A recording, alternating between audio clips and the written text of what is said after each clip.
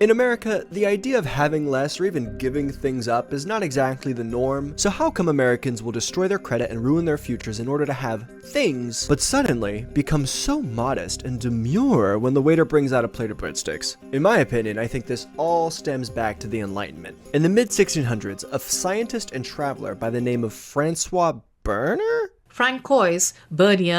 identifies that the world is made of 4 races. The first race included populations from Europe, North America, Middle East, India, Southeast Asia, and the Americas. The second race consisted of sub-Saharan Africans, the third consisted of East and Northeast Asians, and the fourth consisted of the Sami people. So the reason I think these labels are so important is not because they have merit, but because in the late 1600s, when the Enlightenment begins, there is an onslaught of European men hyped up on caffeine and sugar, desperately trying to come up with answers to questions like, what is society and who gets to participate? Because there seems to be this tug of war between the ideas of knowing kings and family lineage is an unproductive way to organize a system of governing, while also knowing equality means that we can't do slave trade. And that's when we meet Buffon?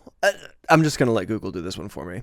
Georges-Louis Leclerc, Comte de Buffon. Buffon wrote in Natural History General and Peculiar, "The plumpness of black Africans was evidence of their ease of circumstance and their idleness. For this reason, black Africans were able to stay well nourished with little or no effort, which made them well fed, but also simple and stupid." And of course, people have been saying bullshit like that since the beginning of time. But it was the Enlightenment where the link between aesthetic and morality really became solidified. In Fear of the Black Body, there's this passage about Sarah Bartman. She was an African woman that was taken through France as part of a traveling freak show because of her massive hips and disproportionate body. But apparently a lot of people were let down by the show. Some exhibit goers were disappointed to discover that she looked, well, just like any other woman. I just think it's fascinating that even 400 years ago, people are promised some horrible monster when in reality it's just a fabricated boogeyman. Fast forward to early 1800s Protestant America, and we've developed an intersectional connection between religious morality